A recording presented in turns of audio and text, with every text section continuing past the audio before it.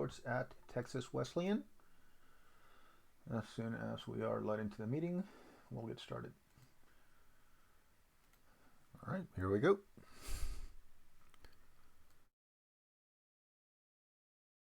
To pin you to voice your questions later on in the session, please just raise your hand and they can do that for you. Also, you are able to turn on your camera. So if you want to do that so we can see all your smiling faces, you can definitely do that. And then whenever you would like to ask a question, you can unmute yourself. So with that, I'll just throw it to Eugene and Angel and let them talk about Texas Wesleyan and esports and gaming. It's up to you guys. Thank you very much for the introduction. My name is Eugene Freier. I'm the director of eSports and gaming. Good to see you again, too. And I want to just kind of explain an overview of our program. Why I love that this event in general is happening is kind of a big focus of our program, too. People think about eSports and they think about gaming and they think about just what you're doing when you're playing a game, but it really is more than that. And that's how we've built our program to be. So our program is based on what we call the 4 C's: competition, creation, community, and career. Competition is what you think of when you hear of esports. The competitive teams that practice, that compete, that do film review, all that kind of stuff. We currently have 3 competitive teams in our program: Overwatch, Smash, Ultimate, and FIFA. It's a little different right now because of some COVID restrictions that we have, but we do have a dedicated space on campus for them. We have 13 high-end gaming PCs. We have another room set up with monitors to hook up switches and stuff. And our teams, like I said, they practice in that space. We do VOD reviews, film reviews, watching YouTube videos, watching recordings of our own footage, breaking down what did we do wrong, how can we improve, looking at some pros play, what are they doing well that we can adapt for our program. We started before COVID hit as well, doing team workouts with one of our team, like legit in the fitness center workouts. The director of our fitness center made a routine based on core strength, flexibility, and just increasing cardiovascular strength again. Not again, but as well. Sorry. What we work off for that idea is like a healthy body, healthy brain. Sometimes when we're practicing, or sometimes in matches and competitions, it can go on for a very long time. So we want to make sure that our students are not only sitting correctly, have good posture, and have the strength to maintain it, but they're able to keep their mind actively engaged in what they're doing, so not making those mental mistakes that could lead to the team losing. We also do leadership development with our competitive team, with our with our competitive teams. We do this kind of throughout the program, but we do it with our competitive teams as well. But Gallup's Clifton Strengths, the top 5 strengths thing that you can do. It used to be called Strengths Quest, Strengths Finder. We do that, and then I do some one-on-one coaching with our students on that, and then we work with professional coaches for in-game improvement with the Esports Performance Academy. So that kind of in a nutshell is the competitive part of our program, competition. For creation, we have 2 main arms to this. We have a stream team for Twitch, and we have a production team for YouTube. Um, I should have said this at the beginning. I'm sorry. This is kind of the through line that goes over the whole program, how we kind of differentiate esports gaming and the different parts of our program. Esports is the NBA.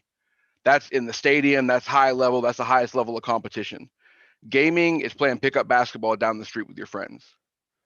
Pop culture is what you talk about when you're walking to that pickup game, or driving to that NBA game. And we try to incorporate all that into our program.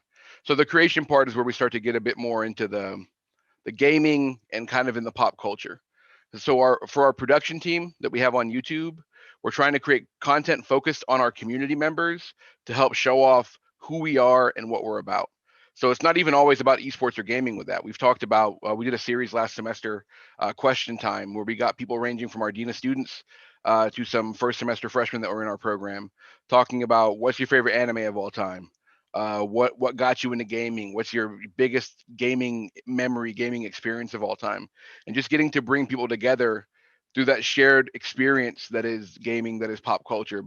And this is where we like to say we differentiate ourselves from a lot of programs.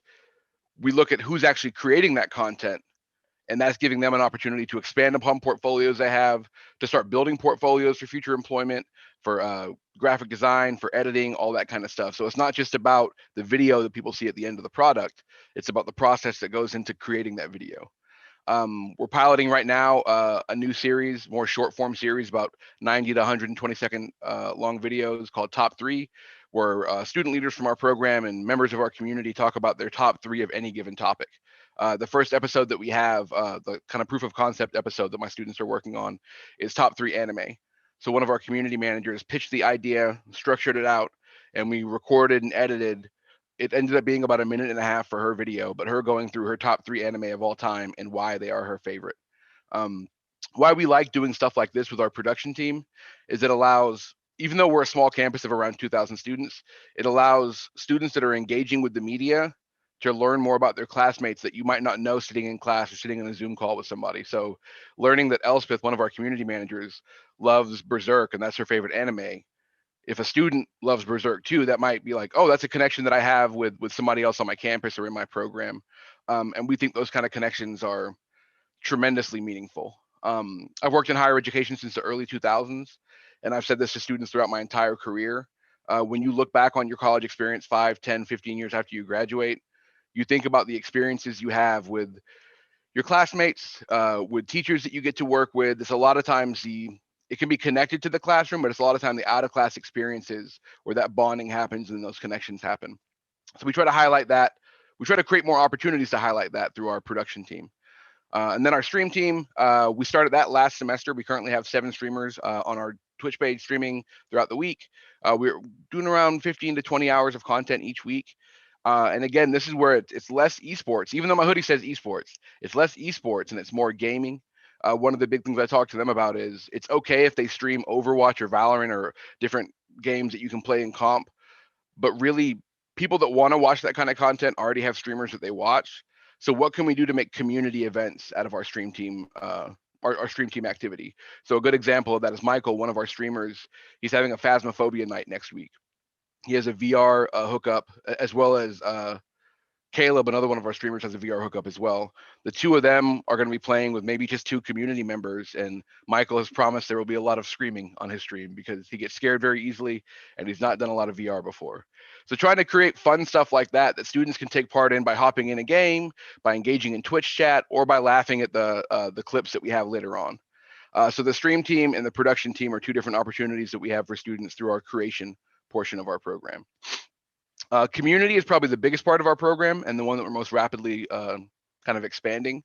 Another thing that we talk about on our campus a lot is that everybody's a geek about something, because being a geek isn't about what you love, it's about how you love it. I've talked to a lot of people, not just students, but a lot of people throughout my career that think they are not geeks because they're not into stereotypically geeky things like comics or video games or different stuff like that. I'll give you this example. I'm very much into traditionally geeky things. I grew up reading comics. I played video games back from the Commodore 64 days all the way up to I'm going to be running some Mythic Plus tonight in World of Warcraft with my wife and my buddies. I love traditionally geeky stuff so much that I was up at 2 o'clock this morning watching the finale for WandaVision. I'm quite sleepy, but it was worth it. It was a good ending. But we talk about everybody's a geek about something. Being a geek isn't about what you love, it's about how you love it. So the community part of our program, we try to let people fly their geek flag. Learn who has these similar interests to you and how can we connect over that for laughing, joking, sharing memes in Discord, whatever it might be. If there's anybody out there thinking when I'm saying this that you're not a geek, I would challenge you on that and say that there's what we call the grocery store litmus test. What 1, 2, or 10 or 20 things would you have to be standing by yourself in a grocery store? Pre-COVID time, I guess, is maybe a better example for this. But standing by yourself in a grocery store and then hear 2 absolute strangers behind you talking about that makes you turn around and engage with them. Whatever that is, that's what you geek out about. And I agree with what Matthew's saying in the chat as well. That was a very transformative experience for me. 2 big ones where it kind of clicked when I was early on in my professional career. I used to work in residence life at my previous university, and I saw that at one of the buildings, well, there's 2 buildings. One of them, the lobbies would fill up on Wednesday nights with people playing Magic the Gathering. The other one, the lobby would fill up on Monday night for Monday Night Football. And if you talk to the students from each of those groups, and keep in mind this was early 2000s too, but if you talk to students from each of those groups, they would see the other group as doing something different. But realistically, they're all wanting somebody to win, somebody to lose. They're all cheering on a team. They're all freaking out and geeking out over big plays that happen. It's the same experience. It's just in different mediums. So we try to get rid of the gatekeeping that exists in geek culture and in in people's passions and just say like we're all the same. How can we share in this like shared passion? And maybe you get to learn about somebody else's passion, or maybe you get to learn more about something that you're already passionate about. So yeah, that everybody's a geek about something. Under the community part of our program, we have some online engagements that are happening right now. We were doing in-person events, obviously, before COVID hit. We just got the new guidelines for COVID events today, so we're planning some of those already. But we have several student organizations under the umbrella of our department, in addition to community managers that work for the department that host events. So the three main orgs that we have right now under our department are the Wesleyan Adventurers Guild, Dungeons and Dragons tabletop role-playing group, Texas West FGC for the fighting game community, and the Wesleyan Anime Club. That is our newest club that they started in the past couple of weeks. And it's all about, again, how can we bring people together and share in that common passion. But where it goes to the next level is how can we build into what the last C is, and I'll talk about that in a second. So yeah, through our student organizations, through our employment opportunities in the office as well, we just try to build community and let people connect over that. That's a big thing that our vice president for student affairs is passionate about as well. Dr. Hall is a big comic book fan, and he loves getting to come by our esports areas and talk to students about the Flash and talk to students about Superman and Batman. That's the kind of stuff that he loves. That kind of thing goes a long way in allowing connections to happen faster, connections with people that maybe you otherwise wouldn't think you had a connection with. So again, we just try to do that as much as we can. And the last C, so competition, creation, community, and the last C is career. And that's what kind of wraps it all together. So I talk to students in our program all the time about this, but if 5 years after you leave Texas Wesleyan, or if 10 years after you leave Texas Wesleyan, all you have to look back on is, that was cool, I really enjoyed that, then I have failed you and the program doesn't work. It should be cool, it should be enjoyable, but it should also be, and I learned how to do this, or I got a chance to flex these skills more, or learn how to refine these skills, or I got to make these connections.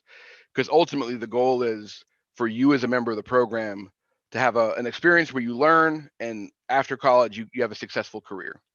So to that end, we have some exciting things that we're working on, some things already in place and some that we're working on.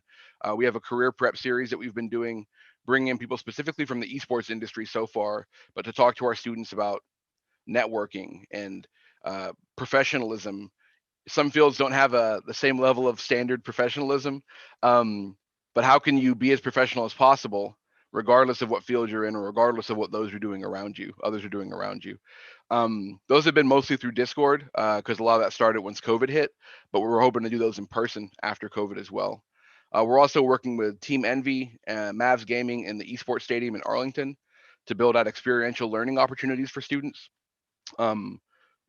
Idea being with that, the streamers we have that I mentioned on our stream team, how can we get them to connect with the professional streamers that work for some of the DFW pro orgs and learn to increase their skills for the stream team, but also learn some transferable skills that will help them for whatever field they want to get into after college. Like one of the big ones we're talking about right now with some of the pro orgs is how to build a brand. How do you as a streamer build a brand so you can promote your stream and you can have this thing that your identity is based on and that you can use to attract new viewers? And how can that work for you as a teacher after you graduate from college? How can that work for you if you go into the finance sector? How can building your own personal brand help set you apart from people you're applying for jobs against? So it's stuff that is relevant to what's happening in our esports program, but the hope is that it's going to be transferable to after as well. We're also working, I know I mentioned the eSports Stadium in Arlington as well. We're working with them right now on what we think will be a very, very exciting initiative for students to take part in. But a lot of times when you see esports on the high school and collegiate level, it's competition, competition, competition. We are very like-minded with the people in charge of the stadium, and we want to focus on education as well. So what could we do to bring college students from different universities together to engage in learning about the opportunities that you have in the esports space, but that aren't in game? So if you think about, if you're on a competitive team, or if you're on a stream team, if you're in a student organization, communication, for example, is going to be important for all three of those roles. It might look different in the three of those roles, but communication is going to be important in all three of those roles. Well, how can we get maybe some professional esports people, or some successful collegiate esports people coming in and talking about how to navigate conflict or how to have difficult conversations on a competitive esports team. That's giving, especially if it's a college student presenting that's giving the college student a chance to present, on a big stage, if we were able to host it at the stadium, which the plan is currently, and to present to a wide variety of people, not just on their own campus, but about a thing that they love, and other students in different programs can come and learn from that as well. So again, the goal being, what are the takeaways from after this? Like for you to be able to say in on your resume or in an interview down the road, I helped build this process on my campus. I helped do these things for my program. I helped lead this part of a regional convention, but having it be through an area that you love, like esports gaming, hitting on the pop culture stuff as well. Another kind of transformative thing, and I'll get back to the anime club too, because we have some career stuff with that that we're working on. Another kind of transformative experience for me also was earlier on in my career at my previous institution. There was a faculty member, a literature teacher, that taught a class on the literature of Harry Potter. Now, it wasn't about like, who's your favorite character? It's about like, no, here's how the story is structured. Here is how the beats that go through it. Here are literary devices that are used throughout these different books. And she hosted an event on our campus where she had 50 or 60 students attending the event and talking about, again, not like the surface level fun stuff of Harry Potter, but like in the bones of the story and how everything was made. And it really, really like flipped a switch in my head of, I don't know if these exact students would be here if this event was, let's just talk about story structure and literary devices. They came here because they love Harry Potter, but they're also learning things that maybe they otherwise wouldn't have been open to, at least on this night, if the Harry Potter piece wasn't there. So to that end, and specifically back to the anime club, one thing that the officers and I have talked a lot about is Funimation is down the street. So yeah, we're doing stuff where we're getting to connect with students on campus and we're getting to talk about anime, sharing our love for the new amazing different seasons of anime that have come out over the past year, and that's awesome and that's meaningful. But what's the next level? Can we connect with Funimation, bring some of their voice actors to our campus to talk to our students, to maybe just geek out, but also here's how I got into voice acting. Here's what I wish I would have known when I was in college, because we have students on our campus that might want to do that for a career. We have students on campus that might not know that that realistically exists as a possibility for a career. But either side that you're on for that, that could be a fun, meaningful experience. So the next time you're watching an anime, you might hear the voice of somebody that you got to have a sit down conversation with at one of those kind of career prep educational events. So again, it really is about having fun, but it has to have that extra layer on top of it for how we approach it of what's the value add, like what's the additional like takeaway from this. And that was something that my boss and I had a discussion about back in the summer of 2017 when we first started creating the program. Of this is never going to just be about people sitting in front of screens playing games. So that's going to be a part of it, a big part of it throughout, but it's never just about that. Another thing that we were really big on early on is our program is not just for the top 1% of players for these specific games. It's about, do you love this? Do you want to learn more about this as an industry? Do you want to share in your passions with other people? Well, let's find a way to make it happen. My students and the students in the program would tell you, I say a lot, I want people that want to be here. And it doesn't matter if you're a hardcore gamer or if you don't game at all. Our Instagram manager is on a scholarship to manage our Instagram, and she doesn't play video games. She likes social media and she likes bringing people together. So it's not just you have to check these boxes to be involved on any level in our program. We have 2 content producers that are on scholarship as well that are helping to edit some of our videos. Our Twitter manager is on scholarship. We have opportunities for people so they can be a part of something and again get to flex their skills, learn a little bit, get some professional development, but also do what they enjoy in a fun environment that's going to help them graduate. So really, in a nutshell, that's what the program is. It's again based on competition, competition creation, community, and career. We're interested in talking to anybody about the program. Uh, we're big believers that community is the most important part of what we do. And if you're interested in learning more about it or asking questions, I've missed some of the questions I'm going to go through in chat for a second, but like in learning more about it or asking questions, we're always open to connect. You can hit us up on social media, TXWES _esports, and that's for Instagram and for Twitter. You can get our Discord information from there as well. We love geeking out with new people. We love trying new things. Our program is very, very student driven. I'm involved in all parts of it, but I tell our students all the time too, I'm not the target audience for this. Y'all are. So what do y'all want to do? It doesn't matter if I think it's cool or if I think it'll be a good opportunity if y'all don't think it is. So what do y'all want to do? So kind of in a nutshell, well, in a 20-ish minute nutshell, that's our program, and kind of that's what we're about.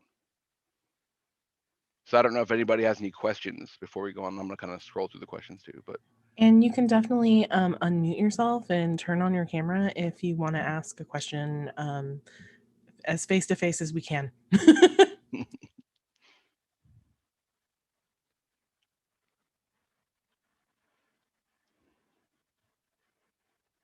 Okay. Well, I'm gonna be here while Angel's talking, so I'll go through and answer some questions in the chat.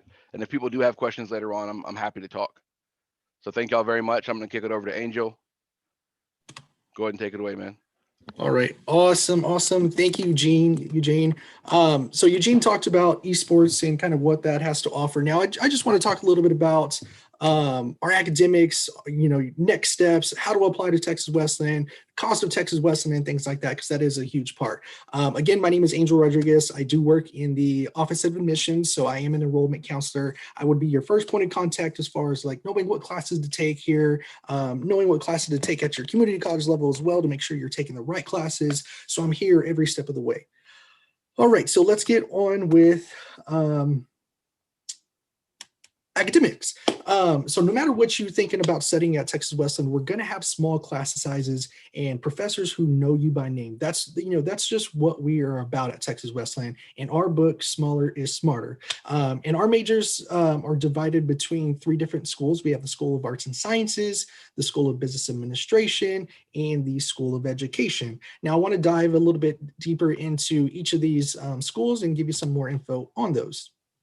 So we'll start out with the School of Arts and Sciences. It is our largest school. So on the screen now, you'll see all the majors that are offered in the school. We have English, history, Spanish, things like that. But these aren't just majors. We have hard sciences like biology, chemistry, computer science.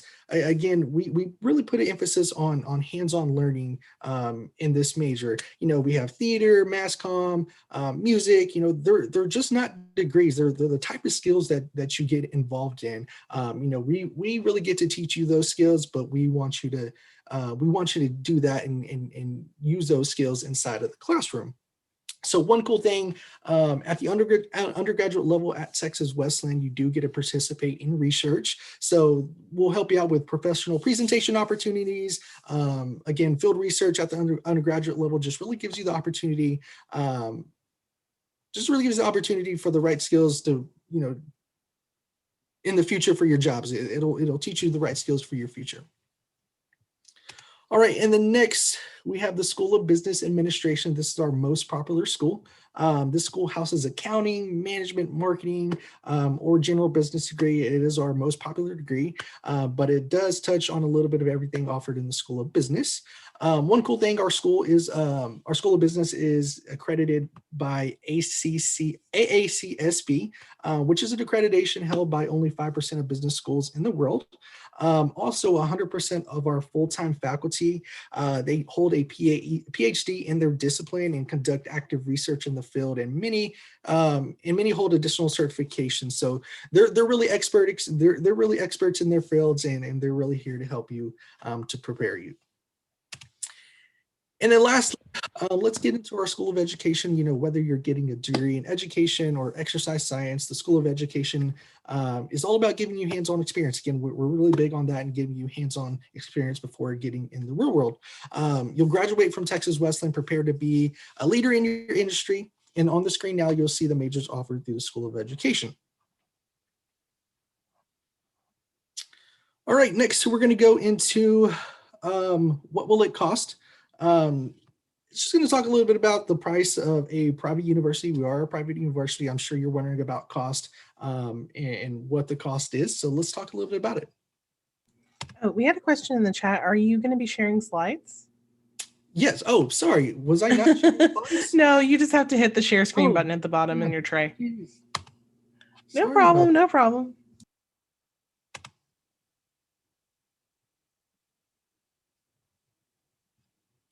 Yes, that is great. Perfect. Thanks. Yes, yes, yes. Sorry about that, guys. Yeah, you didn't miss too much at the beginning. It is just some graphics as far as the School of Education and then business administration, kind of what we offer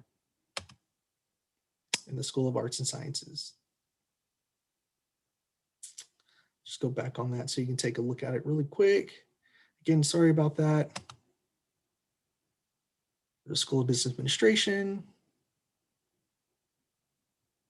And then there is our School of Education. And then what will it cost? So again, we're going to talk about the cost of a private university. So on the screen here, hopefully you guys can see it. So tuition and cost is sitting at a little over $29,000. Fees are estimates as well. So a little over $4,000 on that. And books and supplies, again, everything is estimates. So you're looking at about $1,200 for books and supplies.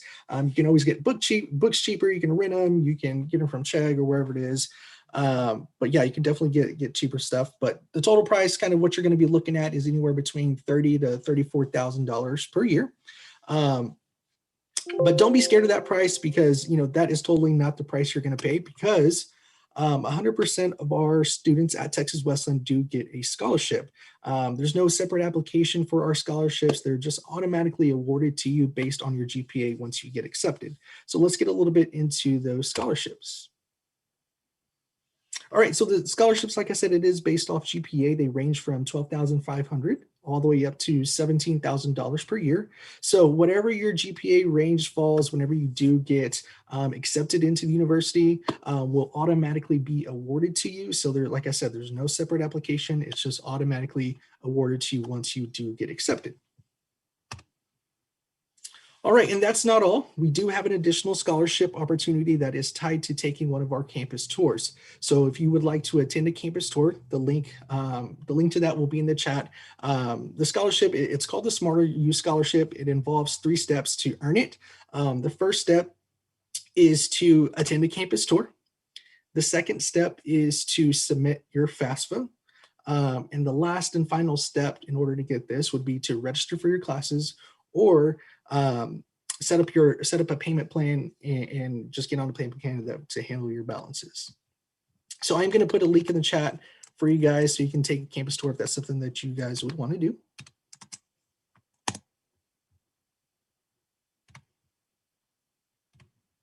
And then so in order to get that scholarship as well, it does have to be completed by July 16th. If that's something that you want to come for in the fall of 2021, it does have to be completed by July 16th. And then if you're coming in spring, would it be 2022? The deadline would be sometime in December. So be on the lookout for that if that is something that you want to take advantage of. And then there is other talent-based scholarships. So on top of all the scholarships that we are giving out, here are some of our other scholarships. So athletics, music, theater, dance, cheer, and also eSports. And here's a Texas West tips for you guys. So be sure to fill out your FAFSA if you haven't submitted to Texas Wesleyan. That is something that you would want to do once you do apply. You'll be eligible for additional grants. Grants are monies that you don't have to pay back at all. So the federal grant is up to $6,345. And then there is a tuition equalization grant that is strictly for private universities, and that is up to $5,130. So now let's take a look at an example of cost, kind of putting everything together so you can kind of see how some of our students see their balance in the end. So this student here, tuition and fees for the year, you're looking at $33,408. And this person got their top tier scholarship of $17,000, which means they pretty much have a 4.0. And then they got the Smarter You Scholarship, which adds an additional $1,000. And then they also completed their FAFSA, which gave them the Pell Grant and the Tuition Equalization Grant. So their total award amount was $29,475. So the total out-of-pocket cost without any kind of loans is $3,933 per year. And then if you divide that by 2, since there is 2 semesters in 1 year, you're looking at $1,900 per year. So again, it does sound kind of scary, that private education is 33, but if you take in consideration with the amount of scholarships we're helping you guys out with, it really does help costs or cut down the cost a lot. All right, so now let's say you're sold. Eugene sold you on our esports. I sold you a little bit on our academics here. Let's talk about 2 ways that you can apply. So the first way is to apply through our website, texwest.edu. And then you can apply through through the Apply Texas website. That does go through a third-party website, so it does take a little bit longer to get to us. So those are 2 ways for you guys to apply. And here's a Texas West tip for you guys. There is no application fee or there is no essay. So also no additional scholarship application. Again, it is automatically awarded to you. So once you do get accepted, it's a pretty sweet deal. And so once you applied, we do ask that you contact your current or past schools to have your transcripts sent over to Texas Wesleyan. Our admissions office accepts transcripts by physical mail, electronically delivery.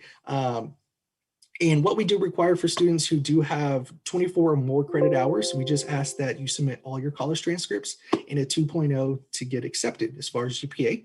And then if you have less than 24 credit hours, you would need, on top of that, you would just need to submit your high school transcripts for evaluation.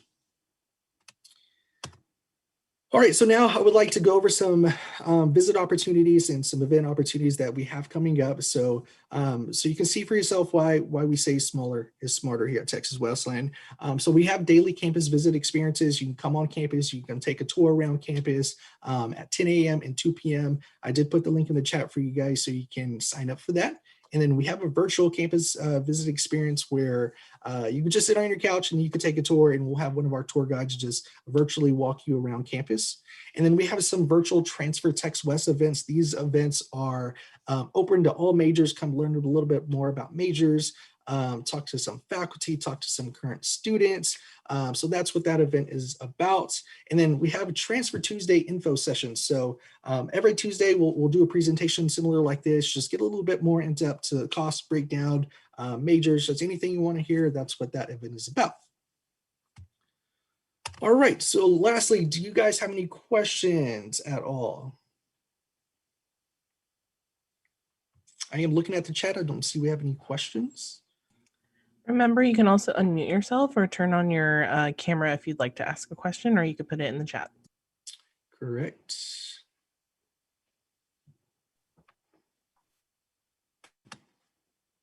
May I ask a question?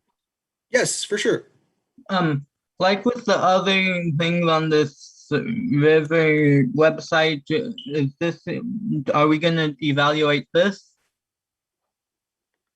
Oh, yes, I'll definitely put the link in the chat for you Okay. right now. Thank you. And this was a good presentation. What was that? This was a good presentation. Awesome. Thank you. Thank you. Let me, I'm gonna hop in and answer. It's gonna be easier for me to answer with words than typing. Do you see any opportunities for some kind of intercollegiate event or like a North Texas Gaming League to happen? What's tricky sometimes about the esports, what makes esports different than traditional sports in a big way on the collegiate side is that the publishers own the rights to the game. So we would have to get permission to host events if we wanted to go that route. And most of the publishers don't want to give up rights to have for leagues to happen. They're okay with tournaments, but not okay with leagues. So for tournaments, there have been several North Texas only tournaments. Some hosted at the eSports Stadium in Arlington, some hosted at Mavs Gaming's facility in Dallas. But for leagues, I don't see that happening anytime soon. But there have been several like pop-up events, and I think that will continue once COVID has passed.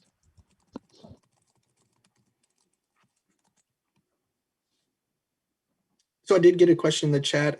Trey asked when and how long do virtual tours take? So they take about 15 minutes long, the virtual tours, and they are held every day. So if you want to take them on Monday, take them on Friday, you're good, as long as it's between Monday through Friday. And then lastly, if you guys do have any questions, you can feel free to give us a call. You can text us, email us, and you can also schedule an appointment, which would be like a personal one-on-one experience. And I'll put that in the link in the chat for that as well. All right. So if you don't have any other questions, thank you guys. Thanks for having me. Thanks for having us. All right, y'all. Thank you so much for being here. So just a reminder that our next set of events are going to be the breakouts that are going to start at 2:30. So I'm going to go ahead and drop a link to that in the chat. And once again, thank you guys so much for being here. I think your presentation is really putting into action a lot of the stuff we've been learning this week, and you guys are kind of providing a way for students to kind of get involved with esports and get involved in gaming in a professional capacity. So thank you for coming here and giving students that opportunity to learn. Our pleasure. Thank you. All right, that'll end us. I'll see you guys at 2:30. Have a good one. And that has been Eugene Freier and Angel Rodriguez from Texas Wesleyan talking about their esports program, scholarships, opportunities for students, and so on. Now, next up, we have a series of breakout sessions, and I will be presenting on the first session. We have 3 concurrents: building educational and social communities in academic libraries. We have my own, which will be game-based research, game-based pedagogy, theory, research, and practice, and increasing student retention from home with tournaments by TCC Northwest, by our colleagues at Northwest. I will, of course, be streaming my own as I have to present it. And then after that, at 3:30, I will be streaming Escape the Mundane, using escape rooms to engage students. Escape rooms are, I think, incredibly interesting, and I'd love to see how they are applied in education. There will also be a talk about Twine and how to use it, and how to design a video game character, which I would have also loved to attend. So what's going to happen is that I will be streaming one in each session. The other ones will be uploaded to the River Speaks website. Have a good one, and I'll see you then.